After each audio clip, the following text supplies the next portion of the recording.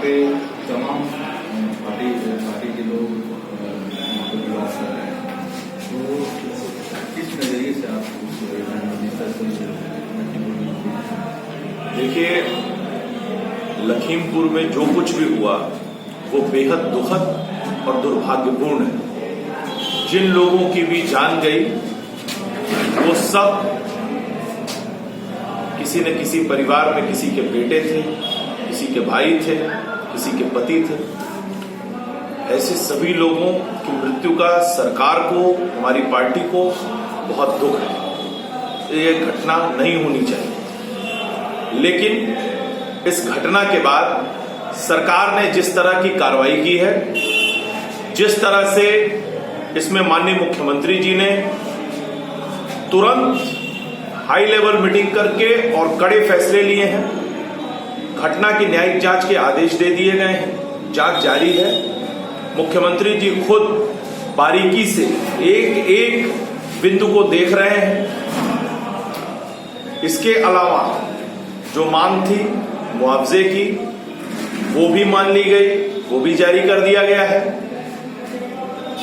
और एक बात बड़े स्पष्ट तौर पर मैं कहना चाहता हूं कि इस घटनाक्रम के पीछे जो कोई भी है, वो चाहे किसी भी पक्ष का हो, उसे बख्शा नहीं जाएगा। कानून के दायरे में उसे सख्त से सख्त सजा दी जाएगी। साथ ही मैं बड़ी जिम्मेदारी के साथ इस बात को कहना चाहता हूं कि ये घटना आकस्मिक घटित हुई घटना नहीं प्रतीत होती है। यह निश्चित रूप से एक षड्यंत्र का हिस्सा है। उत्तर प्रदेश में सुनियोजित तरीके से दंगा भड़काने की कोशिश थी, सामाजिक माहौल को खराब करने की कोशिश थी, जिसको सरकार ने विफल कर दिया है। और जैसे ही जांच रिपोर्ट आएगी, जो लोग भी दोषी पाए जाएंगे उनके खिलाफ कठोर कानूनी कार्रवाई की जाएगी। लखीमपुर खीरी की घटना हुई बेहद ही दुखद है, लेकिन विपक्ष के नेताओं का वहां जाना, अहिंसावादी शांति से मिलना पीड़ित परिवार, क्या उन लोगों का अधिकार नहीं है? अखिलेश यादव को गिरफ्तारी हो गई, प्रियंका गांधी से धक्का मुक्की हो गई, आज FIR दर्ज हुई, बघेल जी आज मिलने जा रहे हैं, उनको लखनऊ धरना देना पड़ा। आप भी विपक्ष में थे, आप भी पीड़ित परिवार से मिलते थे। क्या पीड़ित परिवार से मिलना लोकतंत्र और ये सब अधिकार नहीं रह गया क्या? जी बिल्कुल, पीड़ित परिवार से मिलना, देश के किसी भी कोने में जाना, उनके साथ खड़ा होना, उनके प्रति संवेदना प्रकट करना, ये हर राजनीतिक दल नहीं, किसी भी व्यक्ति का दायित्व है और उसको दायित्व को करने से उसे नहीं रोका जाएगा। लेकिन जिस वक्त वहां इतनी बड़ी घटना घटी हो, जिस वक्त वहां माहौल तनावपूर्ण हो, प्रशासन को उसका कार्य करने देना चाहिए। ऐसे समय में यहां जाकर माहौल को खराब करने की कोशिश करने की जो प्लानिंग थी, उसको हमने विफल किया। आपने देखा किस तरह से गोरखपुर कांड के बाद कानपुर में समाजवादी पार्टी के कार्यकर्ताओं ने ऐसी स्थिति कर दी कि खुद मृतक की पत्नी ने छत से आकर कहा कि समाजवादी पार्टी के लोग यहां अराजकता फैला रहे हैं, यहां पर स्थिति को खराब कर रहे हैं। ये वीडियो पूरे इंटरनेट पर वायरल था, कई टेलीविजन चैनलों में चला। आपने देखा किस तरह से लखनऊ में समाजवादी पार्टी के लोगों ने पुलिस की गाड़ी जला दी, दारोगा से मारपीट करते हुए नजर आए। ऐसे लोग वहां संवेदना प्रकट करने नहीं, वहां स्थिति को संभालने नहीं, बल्कि वहां लाशों पर राजनीति करने के लिए जा रहे थे। और इनकी मंशा थी कि वहां पर माहौल और तनावपूर्ण हो, इसीलिए वक्त रहते इन सभी लोगों को वहां जाने से रोका गया। और जिन लोगों ने भी प्रशासन का सहयोग नहीं किया, उनके खिलाफ जो भी उचित कार्रवाई हो सकती है वो की जा रही है। एक वीडियो वायरल हो रहा है जिसमें हंटर गाड़ी चल रही है, कुछ वीडियो उसके बाद एक और गाड़ी चल रही है, तो क्या वो वीडियो प्रमाणित है? और वो वीडियो को देखते हुए प्रतीत हो रहा है कि उसमें से बीजेपी के जो मंत्री हैं उनके बेटे निकलते हुए भागते प्रतीत हो रहे हैं, तो क्या कहना चाहिए? जी देखिए, कई तरह के वीडियोस इस समय इंटरनेट पर चल रहे हैं। कौन से वीडियो उस घटनाक्रम के हैं किस दिन के हैं, किस वक्त के हैं, वो सही है या फेक है, क्या है, इन सब की जांच चल रही है, न्यायिक जांच चल रही है। इस पर कुछ भी कहना बहुत जल्दबाजी होगी। हर एक वीडियो, हर एक तथ्य की पड़ताल चल रही है। उसकी जब जांच रिपोर्ट आएगी, दूध का दूध और पानी का पानी हो एक जाएगा। अंतिम सवाल, जिस घटना से पहले जो सांसद जी है उन्होंने भारी मन से कहा था ये आंदोलनकारी 2 मिनट में ठीक कर दिए जाएंगे, तो ऐसे उत्तेजना फैलाना कहीं ना कहीं ये घटना के प्रथम जिम्मेदार उनको माना जाए, क्योंकि अगर कोई ऐसे पद पर है, सांसद है, तो 2 मिनट में ठीक करने कौन सी परिभाषा क्या? देखिए, उन्होंने ये बयान किस परिप्रेक्ष्य में दिया था और वो बयान कब दिया था, इसकी जानकारी मुझे नहीं है। अगर उन्होंने इस तरह का कोई बयान दिया था तो उसकी वजह क्या थी, यह भी एक जांच का विषय हो सकता है।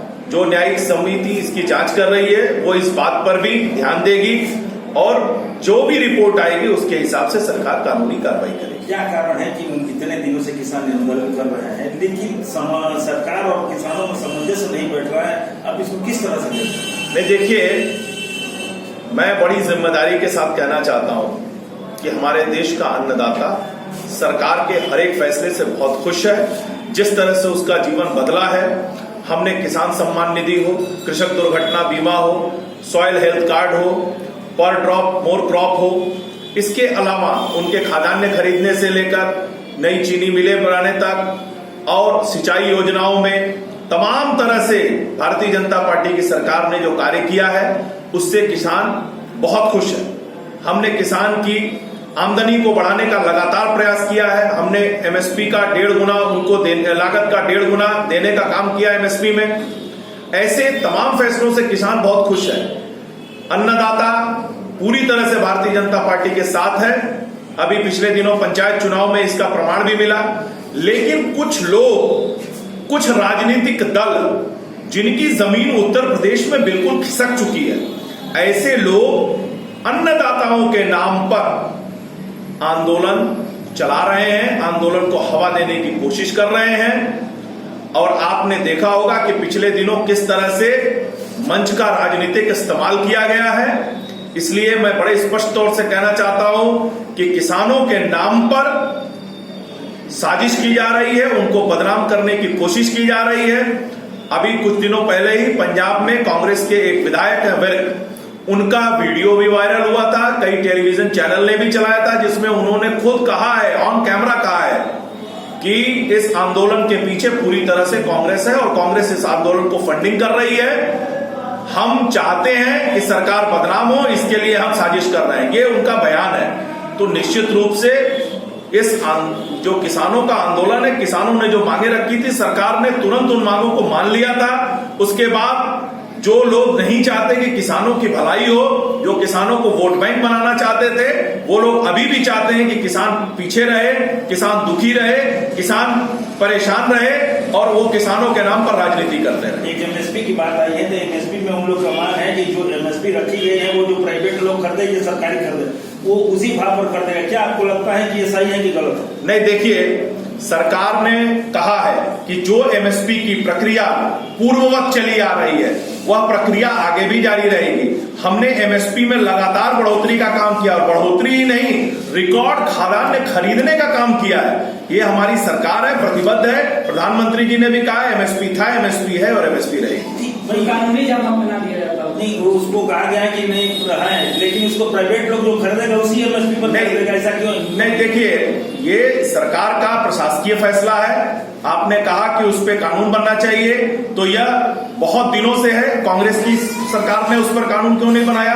बहुत से राज्यों में बहुत सी राज्यों में सरकार है, राज्यों की सरकार जो है संविधान के हिसाब से राज्य भी कानून बना सकते हैं। जहां कांग्रेस की सरकार है वहां क्यों नहीं कानून बना रही है? तो ये पूरी तरह से किसानों को गुमराह करने की कोशिश है, किसानों को बरगलाने की कोशिश है। इसमें वो कहीं से भी कामयाब नहीं होंगे।